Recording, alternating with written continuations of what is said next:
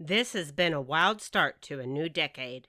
When we look back at the early 1900s, we can see history repeating itself. We had the Spanish flu in 1917. We had the stock market crash of 1929, which lasted over a decade. Then we had World War II. Are we headed down the same path with another market crash and another world war? Stay tuned.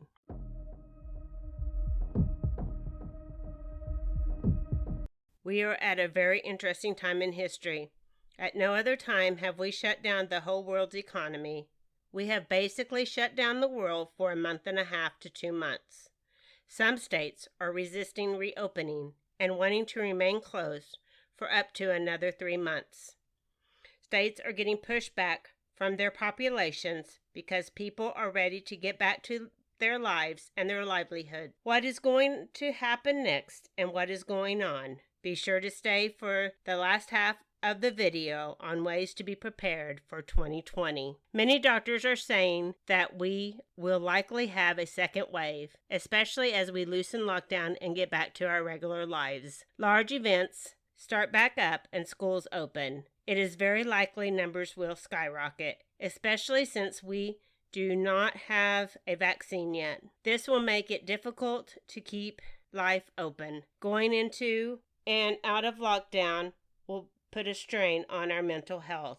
It will keep small businesses closed and families in financial trouble. If we have large numbers of cases, hospitals may still become overwhelmed. We know from the Spanish flu that the second round was much more deadly than the first wave. Viruses do have a way of being worse during the winter months. You may not know that a second wave is underway until many people have been exposed. Then it will be hard to contact trace and quarantine people. Add to that the fact that people will resist going into lockdown a second or even third time. Our economy runs on a debt and consumer spending. With unemployment skyrocketing, consumers will pull back on spending.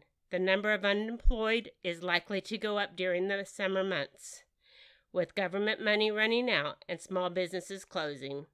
On top of that, add the trillions and trillions of dollars of debt the government and the Federal Reserve are pumping into the economy. Remember that government spending is nothing but a future tax placed on its citizens. An economy built on nothing but debt is doomed to fail. Another issue that will be hitting soon is all the people who put off paying their rent or their mortgages. The whole system will roll downhill fast and pick up steam. A person doesn't pay their rent, then their landlord can't pay their commercial mortgage. Then the bank and the mortgage-backed securities get left holding the bag. It is likely to take a decade to get back on track if inflation and the collapse of the dollar doesn't happen in the short run. Also, people are growing weary of being locked in their home. They are starting to demand their lives back. Citizens are coming together and demonstrating, which in turn causes governors to double down on their lockdown. Before you know it, healthy restrictions become tyranny. Then you get civil unrest and riots in the street. At this point, people no longer care about social distancing and become reckless, and innocent people get hurt. There is no longer rule of law, and the masses start to revolt. Citizens of the U.S. are starting to protest. Hong Kong is protesting also. Things are getting heated up all over the world. Right now, the Fed is pumping trillions of dollars all over the globe. These dollars are keeping the stock market up.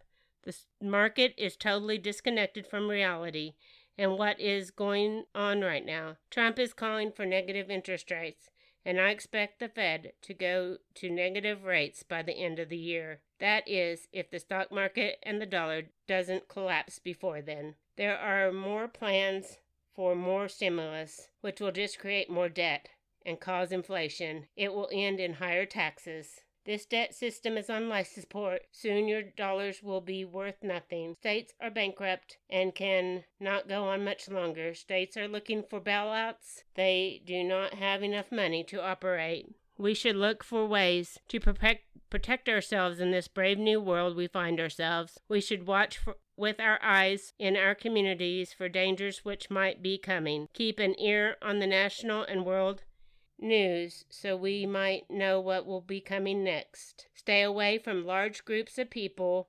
Work on things we can change now while it is reasonably safe. And by all means possible, get away from large cities. Move. Find like-minded people you can rely on should society break down. Try to be a gray man, which means blend in. If people are going to get food rations, you go get food rations. If people are getting more ragged, you get more ragged. Don't draw attention to yourself.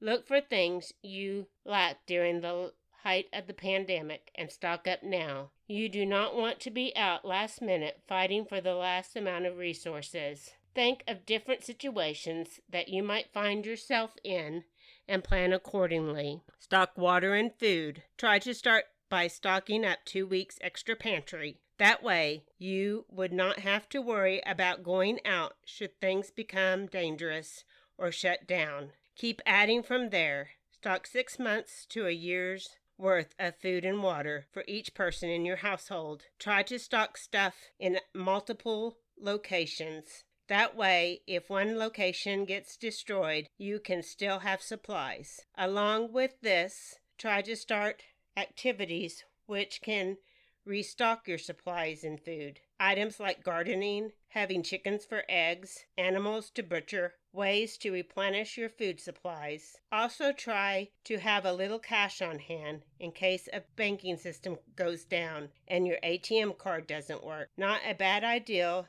to have a little gold or silver just in case the monetary system collapses. You will also need security for yourself, just in case there are no police to come to your rescue. Have basic medical supplies on hand to help in case of emergencies. Don't forget to stock up on cough medicine and Tylenol in case you have the virus. Having plastic sheet, tape, bleach, gloves, masks in case someone needs to be quarantined. Try to get your life in order for what is coming. Until next time, remember, keeping it simple is not the same as doing nothing.